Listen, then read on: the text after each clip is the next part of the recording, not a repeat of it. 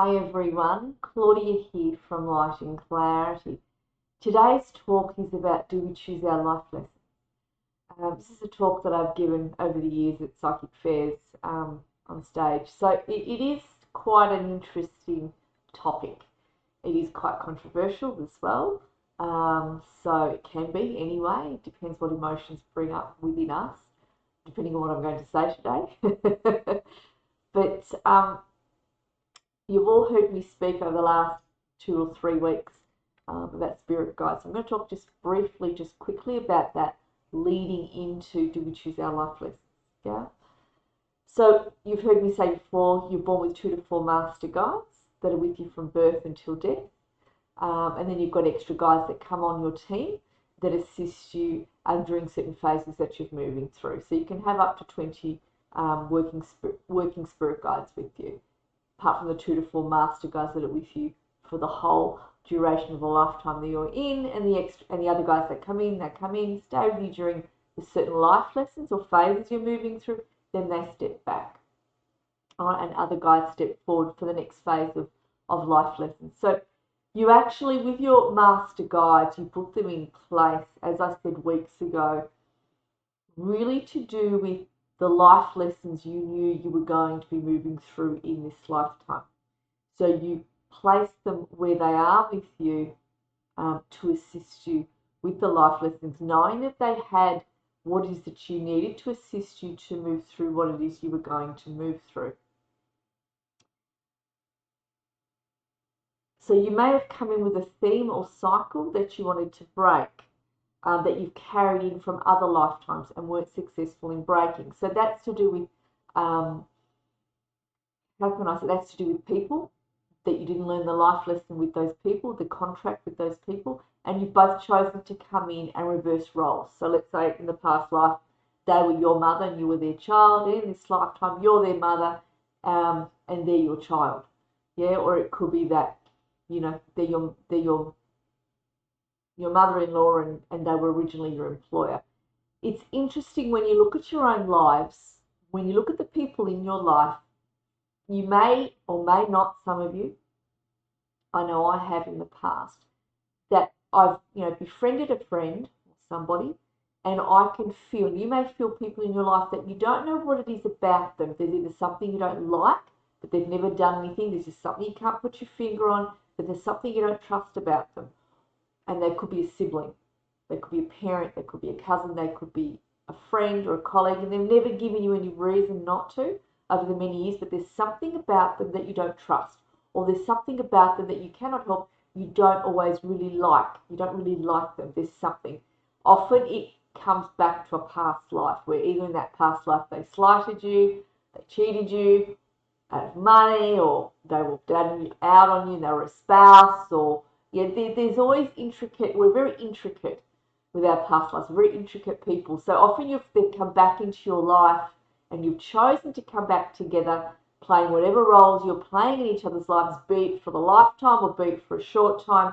That's a life lesson you both didn't learn in that life and you're here to learn in this one. You might say, Claudia, great, well, what's the life lesson here when they've behaved as they have behaved? And I agree with you.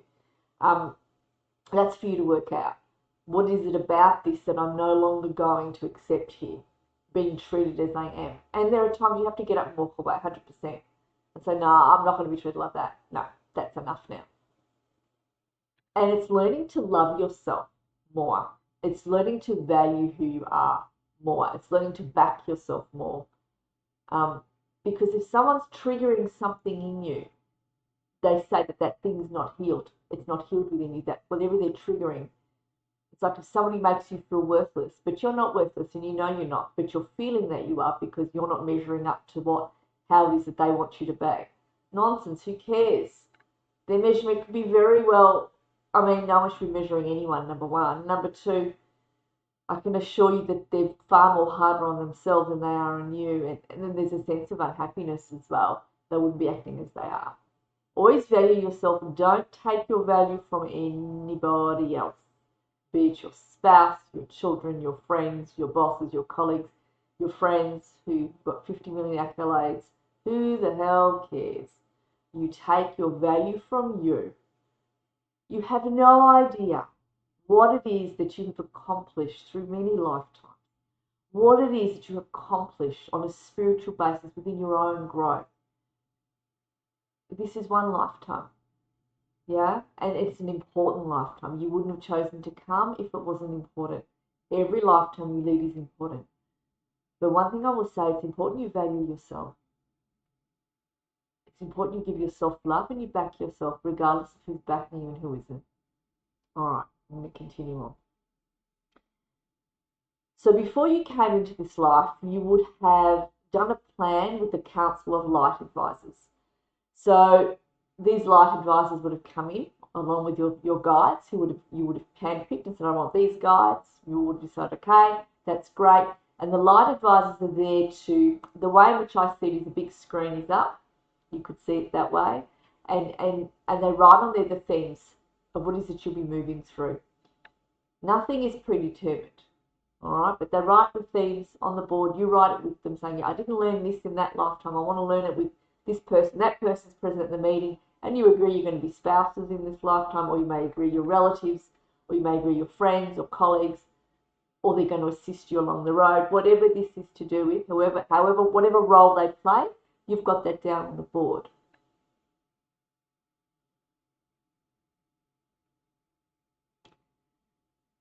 So the soul advisors do advise us, we'll call them the light advisors, do advise us to not overdo the life lessons, because being on earth is very harsh, and they're there, and they're there to assist you in the best possible way to make the best decisions in the heavens before coming down with what it is going to assist you, the circumstances, and helping you move through the life lessons you need to move through so you don't have to repeat them again.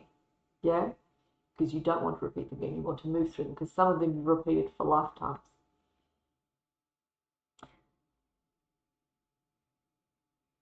However, as a soul, you see the spiritual benefits in the way of spiritual growth that can result from the lessons. And that's why you choose the lessons. I'm going to repeat it again.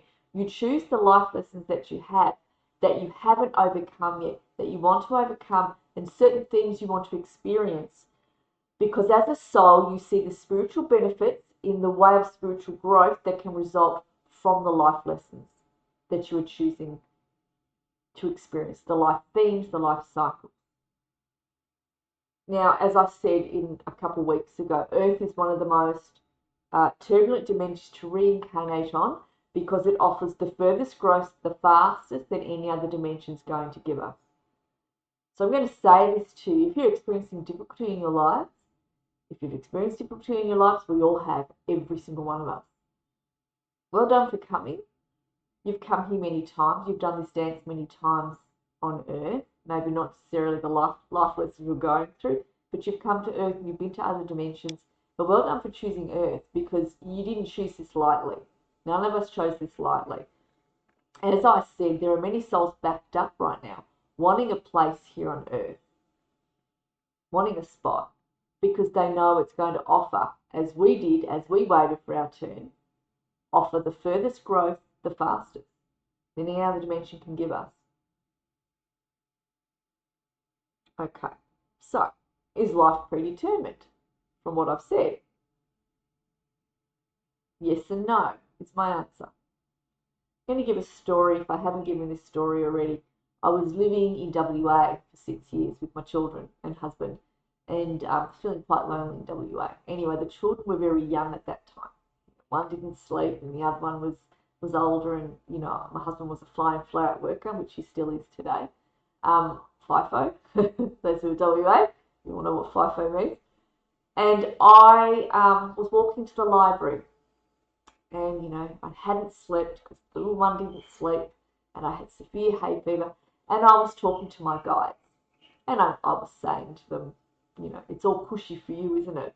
You're up there, not an issue. You get to, you don't have to go through no sleep and having severe hay fever, and I'm in this foreign state, and I'm on my own, and I went in my head. As I walked into the library, I wasn't, channeling or doing it on purpose. I was just talking, holding their hands. And as I was walking past the tree, one of my guides, master guides, Sarah, came in, and like Obi-Wan Kenobi, she came out of the heart center, how Princess Leia says, "Help me, Obi-Wan," that comes out of the droid. Well, they came out of me, like I was the droid. And she stood in front of me in my heart center, and I wasn't expecting an answer. I wasn't asking. I was just venting. And she said, "Claudia, you have been given a wonderful opportunity being where you are." And she meant on earth. And all of a sudden I was humbled. And I said, "Yes, I know that. I know that. I wouldn't have chosen coming very lightly to earth, and nor did you. You would have rethought about it and again before making a decision to come back to earth or to go to any dimension, to reincarnate in general." And I said, "Okay, no problem." I'll keep going, even though I'm annoyed here. Yeah, and there were more things going on in my life that I was annoyed about, and that was venting, yeah. Okay, so what else did I want to say? So everyone on earth is a volunteer. No one forced you to incarnate. You chose to come. We choose to come again and again. When we go home to the heavens, you can sit in courses and do many courses and many classes. You don't have to do them. You can certainly sit with friends and do as you wish. Whatever it is you want to do. Even what you do here on earth, you can recreate there. If you liked fishing on earth, you can recreate the water in the heavens and do fishing. No one forces you to incarnate. And you continue your growing in the heavens. You don't necessarily have to go to different realms to grow. But there is something obviously in us going to different realms, in us reincarnating, that offers us further growth the fastest than perhaps being in heaven would. Otherwise we wouldn't do it. We wouldn't come again and again. Yeah? So I'm going to read this out. We are all the creators of our life, and we all have free will. That's an important thing. What we believe about ourselves and our lives comes out in our vibrations. So it goes out in our aura, it goes down our timeline, and we attract in what it is that we believe about ourselves. So if you're not necessarily happy with how life is looking, start looking at how you treat yourself, what you believe about yourself. Do you hold yourself in high regard? Do you love yourself? Do you value yourself? Are you there for yourself? Do you show yourself compassion? Because we're often the biggest critics of ourselves. We might smile at everyone else and be lovely to everyone else and help out everyone else and be compassionate to everyone else and be of assistance and be support to your mates. But we go home and we start berating ourselves, or we put ourselves down for not handling that person better, or not getting this done, or not doing better at work, or not having said the right thing. You've got to be joking now, aren't you? You've got to start loving who you are, regardless of where it is you think you fall short. And it's when you start loving yourself, it's when you put the boundaries down with other people. It's when you start to merge more with the higher self, which is having the energy of compassion and love for the self more and more. That's when other people who don't value you will start to move on, because they'll no longer, they will no longer be attracted to your energy, and they'll move on and go to other people. And those who have to stay in your life, or who choose to stay in your life, will be aware of your boundaries. They will be aware of where the boundary line is. Now, I gave a tool the other day, the boundary line. And the tool is to do with, before you leave the house, if you're going off to work, and you have a boss that is bullying you, or you have a spouse at home that is bullying you, or you have the in-laws who are bullying you, or you have friends who just don't seem to understand to step back and not overstep your personal boundary lines. Whatever this is to do with, this is a tool I've given to clients time and time again that Spirit has given to me, and it works like a charm. So before you leave the house in the morning to see that person or be around that situation, whatever this is, use your finger and draw a line of light around the outside of your feet, okay, with the intention. And in that line of light, whatever intention you place in light is very powerful. I cannot say that enough. So use that person's name and you say, don't think of overstepping my boundary today. Don't think of coming at me today. Now that line of light might be white, it might be gold, whatever line of light is, probably a white light is pretty good. It's what I normally use. Placing that around, just saying, don't think of overstepping my boundary today. Don't think of coming at me today. Don't think of bullying me today. You place that boundary line and you continue saying that as you place that boundary line firmly around the outside of your feet, just around your aura, around the outside, and you're pointing it down at your feet as I am doing, and you're standing up and you're doing that, and then you leave the house.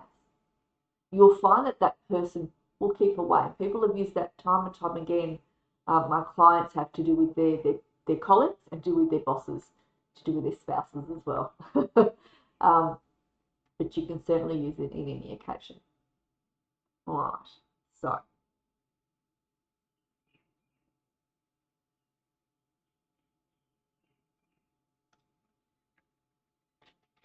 if you want people to respect you, start respecting yourself and putting those boundaries down. So start looking at what is that you believe about yourself if you don't like what's being reflected on the outside.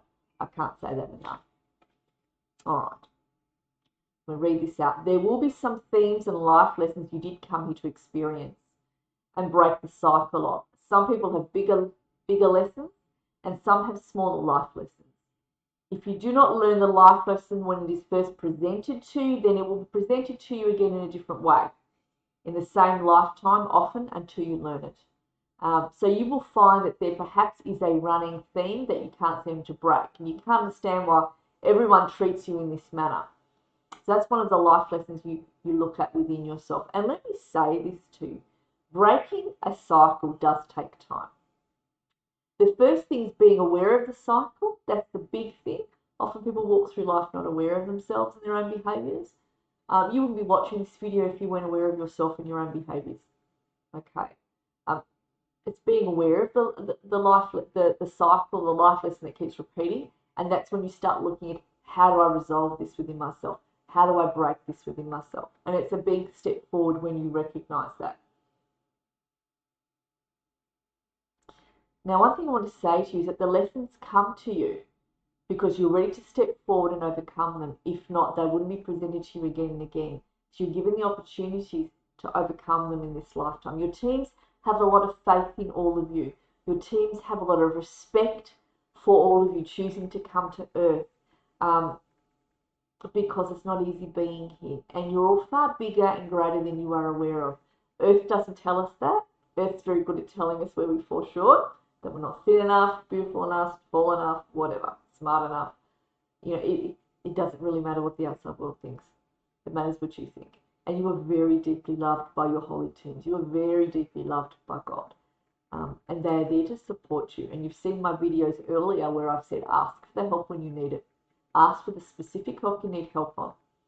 And give that to them. And say, it's an emergency assistance I need help right now to do with this. And you call on God as well, and you say it to God too. I'm going to give you my story at the end of this talk, where I asked God for assistance and where that help came in awfully fast. It's a good story. All right, so relationships. Everyone in your life, or key people, or even people who are just in your life for 5 minutes, are all volunteered to play the role that they are playing to an extent in your life. So even those people who have been very difficult, and even those people who have been very easy, they volunteered to play the roles that they played, to assist you with growth. You asked for those roles. I had something in my life that was very difficult, and that person volunteered to assist me, and they played their role very well, probably just a bit too well. And we can think of people who play their roles just a bit too well, who have been very difficult and very painful in our lives and have frightened us to extents we're not going to admit to others. And I had something similar in my life where it was very painful, and they volunteered for that. And I spoke to their soul, and their soul said, I did this because I love you, and we volunteered for this. And I understood that. But it didn't make it easier. I understood it, but I still felt the pain, to be honest. So I had some key people in my life. So I'll give you some. So I grew up with quite a difficult father. He was quite a violent man for different reasons. So I had a sort of an authority. When it came to men, I was quite frightened of them. There was a man in authority anyway I would be frightened of. So when I was about, mid-20s, early 20s, I worked for a doctor. He was a bit of a comical guy when I look back on it. He wasn't trying to be comical. He just was comical in his behaviour. He was very young. He was a lot older than me, obviously. You wouldn't know that, but he was late 50s. And I had to stand up to him one day, and I resigned in the middle of the day because I wasn't going to be treated with such disrespect, I could tell you. And it took me a good while. We're working for about 6 weeks. And after 6 weeks of enduring his verbal abuse that really went beyond it, in the middle of it, I just stood up and I said, look, that was enough. But basically is what I said. Hang on. It's back on. There we go. The camera turned off at my end. Hopefully it didn't turn off at yours. Anyway, so in the middle of the day, I did resign and I stood up for him. And I was all of a sudden, the fear I was feeling of him, it just vanished as I stood up and began speaking and saying this wasn't on. Quite basically, I'll just give a short version of the story. And I said that was the end of my my employment, that thank you for having me, and I'm now going. I expect to be paid. And he said, oh, he was quite stunned, because not only did I give it to him, at the end I said, thanks for having me, thanks for employing me all the same, and I'm going to go now, and I expect to be paid. And he was like, oh, okay, no problem. And, he took it both ways, where he was, couldn't believe I was standing up to him, and then at the same time I was measured at the end in my approach.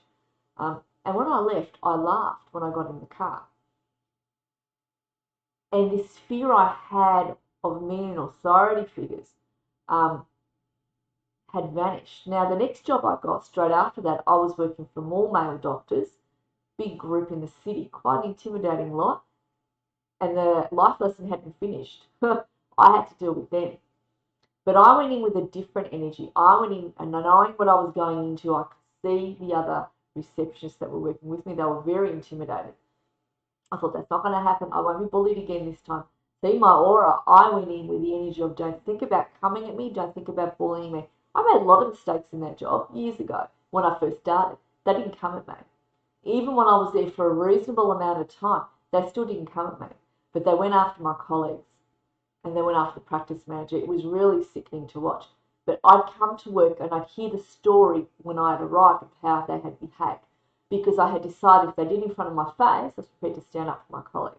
I wasn't about to let them bully them, because it looked like a domestic situation to see my colleagues jump from the table and physically run out the back into the tea room, because these guys were coming out looking irate.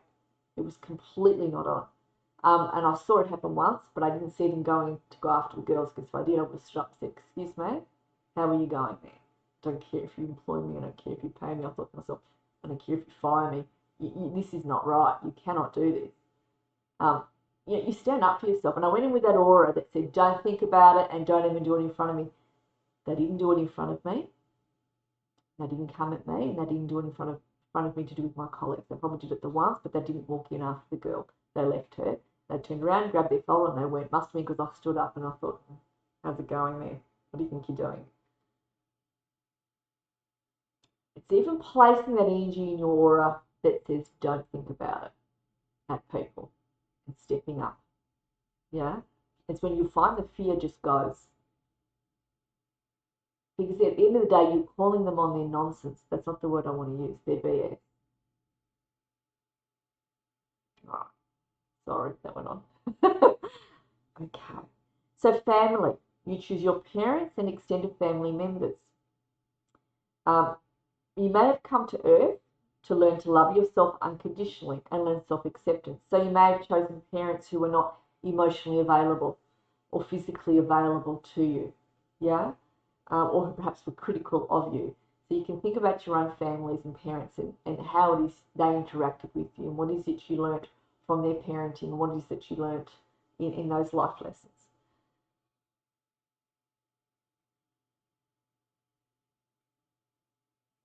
Okay. So I talked the other week about the higher self and how the higher self has sent parts of itself to different places on earth and to different dimensions. And there's other parts of you, there's other people that have the one higher self that you have, and you share that one higher self. Now, those other people that you share the one higher self with, you're connected to. When they go through a growth spurt, you go through a growth spurt. Sometimes the growth spurt they're going through on the dimension they're on, or wherever they are on earth, may not suit you during the period of life that you're moving through right now. Excuse me. So you may notice that for no reason, things in your life start to go haywire for a number of weeks. You're like, why does this keep happening? What is going on? And it could be that those other selves of yours, one of them, is actually going through a growth spurt in their realm, in their life, that is affecting yours, not in a great way. Okay, so, and you're not, it's just not working. So one of the things that I do when I notice that is occurring, I say to my higher self and to my holy team, can I please cease, how do I say this to you? I wrote it down. I ask that all growth cycles that my higher self or fractals from my higher self are experiencing now on different dimensions, planets, parallel lives, and on Earth now cease to affect me in my life just for this period of time. So I'm going to repeat it again. I ask that all growth cycles, that all fractals that are pertaining to my higher self that are experiencing on their different dimensions, planets, parallel lives, and on Earth now cease to affect me in this period that I'm moving through, but not for all of my life, just for this period, simply because you still want to receive the growth that they're moving through at other times in your life. You still want to have that, but just for this period, you're asking not to be affected by them because you can feel things are going haywire.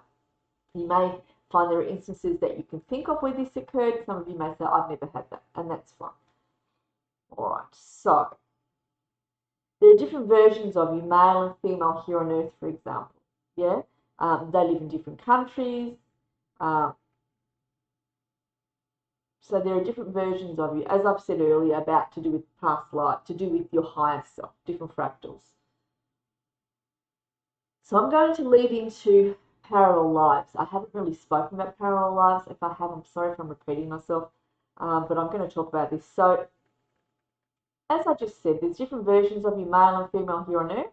They live in different countries. There are different versions of you that your higher self is at different dimensions, all of that, different planets. Okay. And you also have parallel lives. So a parallel life is where there's another aspect of you. So I'm going to give myself as the example. All right. So I have another self, and you all do, that is living a parallel life to you. They're on Earth. They look like you. They have your name. They have your parents. They have your siblings. They may not have your spouse or your children. So I'll give myself as the example. So I can see my parallel self. She looks just like me. She has my name. She grew up in my suburb that I grew up in. She has my parents, and she has my brother. And in that lifetime, my parents, in this lifetime, my parents are not together. In that parallel life, my parents are together. And what I was shown was the childhood my father had in this lifetime, he didn't have it in that one. So the event that did a turn in his life, in this lifetime as a small child, that one event didn't take place in that lifetime, in that parallel dimension that they're living in. He didn't experience that. Therefore, I didn't have the same man that's here today is not the same man that's there. They're different. Okay, so my parents are together in that lifetime, and my brother's leading a different life there than he's leading here. All right, I'm not married to the same person that I'm married to here. I'm married to a different person. I actually can see who that person is from the back of them, not necessarily the front of them. And I can see I have 3 children. I see I work in an office setting 3 days a week. I'm clairvoyant, but I don't do it for a living. I just know I have it. Yet life is very different. All right, and I'm living my life here differently. Yeah, and I'm working as a clairvoyant full time. This is what I do for a living. And I have 2 kids. I don't have 3, and I have boys that she has girls. And she lives in the suburb in which I grew up, which is on the other side of Melbourne compared to where I am here. Now, and she's had an easier life compared to what I've had in this one, compared to what I experienced in my early life. She's definitely had it much easier. Would I swap the lifetimes? Would I swap the parallels? No, because I value what I've learnt here. I value the hardship I've gone through. I value the person that I am. We are different women because we've had different experiences. But I value who I am, and I'm really happy for her. Yeah, with what she has moved through in her life, with what she didn't experience what I did growing up. She didn't experience it. I'm really happy for her in that regard. Yeah. And you have that parallel. There is that parallel self. Look, on Earth, we like to simplify everything. Here's the table, hanging on it. Here's the computer. We like science to prove things. We like things to be ordered. We don't like to see that there are aliens flying in on our planet, on spaceships, that Tullamarine Airport landing and then going off. That would really, really, what's the word? That would really shake us all up, yeah? Or wherever you live in the world, landing at your local airport. I don't think so. That would shake us all up. So we like things to be a certain way because that's how we've been used to. There is God's family, our worlds are far more intricate. The universe is far more intricate than we are aware of. When we go home to heaven, it's like the recording comes back and we remember everything of how the worlds actually work, what the dimensions are, what the parallel universes are. All of that. We remember what we have forgotten when we come in. We don't remember, and it's rightly so, because if we remembered, we wouldn't want to stay here. If I remember what heaven is like, I wouldn't want to stay here. None of us would. Yeah? And the game would be over if you remembered everything, the whole lot of it. The game's over. Okay. All right.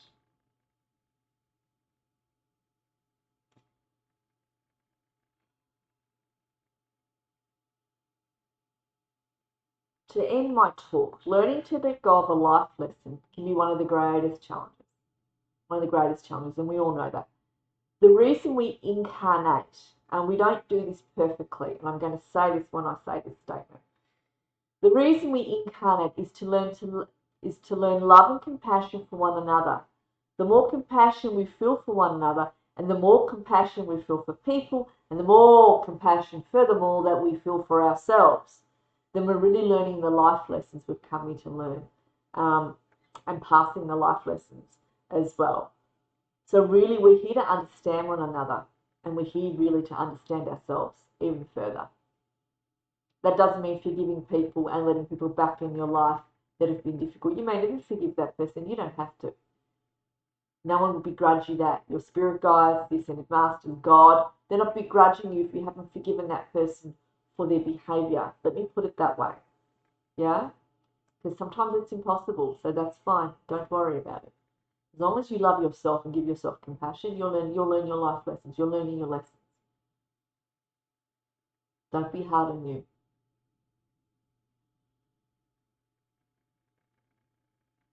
There's a light within us that's never extinguished. And some of us it goes very, very dim. And some of us it burns bright and high. And it's the light of God that's within us. It never goes out. It never goes out. The Bible says that we are made in the image of God, and we are made in the image of God. Before we started our career incarnated, we were all one with God until we decided to break off. And we're pieces of God. When you look in the mirror, you're looking at God in the eyes. And when you're loving yourself, you're loving God. And when you're loving God, you're loving you. You're far greater than you are aware of. Hold yourselves in high regard. Hold yourselves in high regard. Okay. We only say, this is a quote by Teal Swan, you might have heard of her. We only say that an experience is bad or unwanted when we do not understand its role in our growth and integration. I'm going to repeat it again. We only say that an experience is unwanted or bad. Sorry, I'll say it again. We only say that an experience is bad or unwanted when we do not understand its role in our growth and integration. And sometimes that's a hard quote to take in, especially when we've gone through something that's been unfathomable. Yeah? And I understand that, and I agree with you. Nothing is ever brought to you that you do not have the ability to overcome. Nothing is ever brought to you that you do not have the ability to overcome. Okay. Now, I'm going to leave it there. I don't want the video to be too long. I will next week talk about my experience, story that I was going to give you to do with my own life, and I'll talk about another topic as well. I wish you all many blessings. I hope you've enjoyed the video. Let me know how it's gone for you. Thank you, everybody. Have a beautiful weekend.